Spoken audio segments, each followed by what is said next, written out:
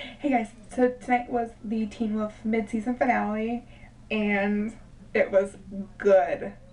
So good.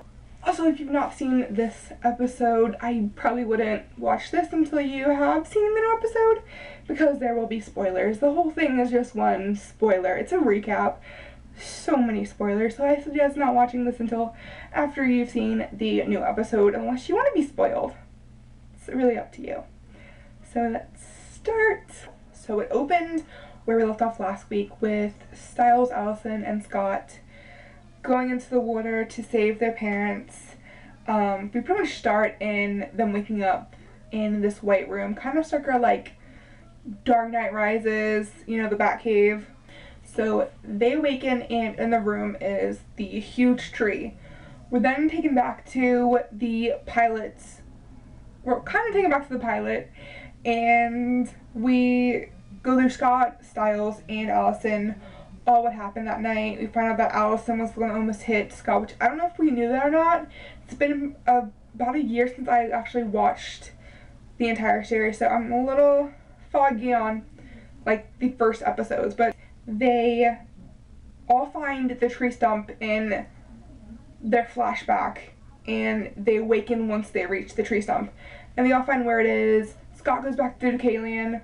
Stiles takes the Jeep to go off somewhere. He ends up at the root cellar anyways, and Isaac and Allison head to the root cellar while Lydia and Ethan, I believe, yes, Ethan.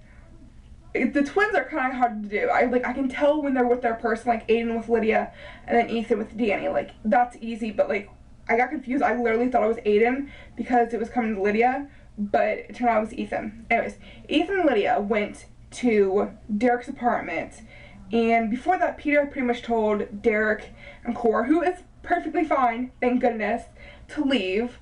And we cannot trust Peter. I don't know why the hell they still trust Peter. I know he's family, but I'm pretty sure he killed your family, so I don't know why you would still trust him. It makes no sense. You really should not trust him. We learned that at the end. Ooh. Derek and Cor leave. Lydia and Ethan head to Derek's apartment, and once there, Callie and Aiden show up, and Aiden pretty much turns on Callie because Callie was threatening Lydia, and Aiden really does like Lydia, so that's great. But then Jennifer arrives and proceeds to be freaking awesome, levitating glass, and then she kills Callie and both twins. Once they become one, Callie's death was pretty damn awesome because she was levitating glass and then kind of went straight into Callie. Pretty awesome. So both of them are dead, and Jennifer gets Lydia to scream because Lydia is a banshee, which, as we found in the season, that she is a banshee, which is awesome. When she first started screaming, I thought she was a siren, and then we found out she's a banshee, which is different than a siren, obviously. Sirens seduce and are more like a dangerous type of mermaid, and banshees, when they scream, it means death is coming, foreshadowing to death. Jennifer got Lydia to scream, and that brought Derek and Cora back. So Derek ends up siding with Jennifer, which is ridiculous. So they head off to meet with Deucalion and Scott. And Cora sees Lydia, and they're about to leave to head to, I don't know which place they were going, but the boys break apart because they were still in one form when Jennifer snapped their necks, or snapped the one person they became's neck, and they break apart, and we find out they're still alive, which was so good because I was so scared they were like actually dead, because I love Danny and Ethan. Like, they are so cute. I love them. So they're alive. They take the boys to Deaton. Deaton managed to save them by the end of the thing, and there's a really cute moment with Lydia and Aiden. So Isaac and Allison arrive at the root cellar and manage to get everyone, but the root cellar starts to collapse on itself, and they're pretty much trapped.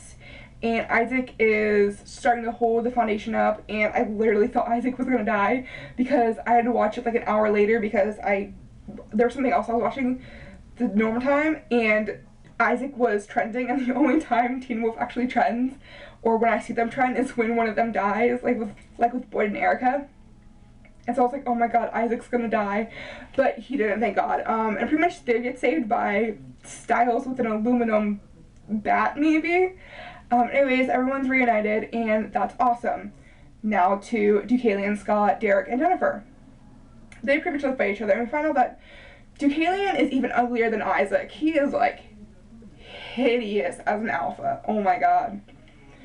And Deucalion, well, once they're fighting, it's mostly Deucalion and Jennifer.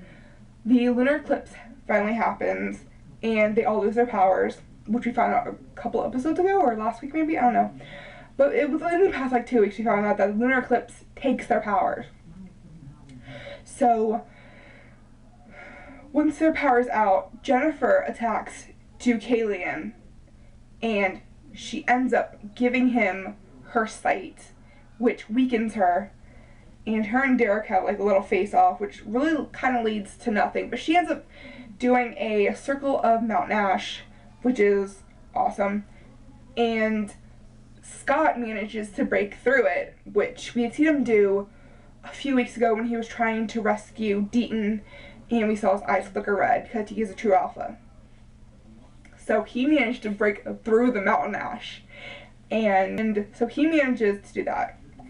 And then Deucalion manages to pull himself together, and the Lunar Eclipse is over by that time, and Deucalion kills, or we think he kills, Jennifer. Everything pretty much gets settled. Derek and Scott let Deucalion go, with being able to see, and so it pretty much shows us what's going on, like maybe the next day or the next few days.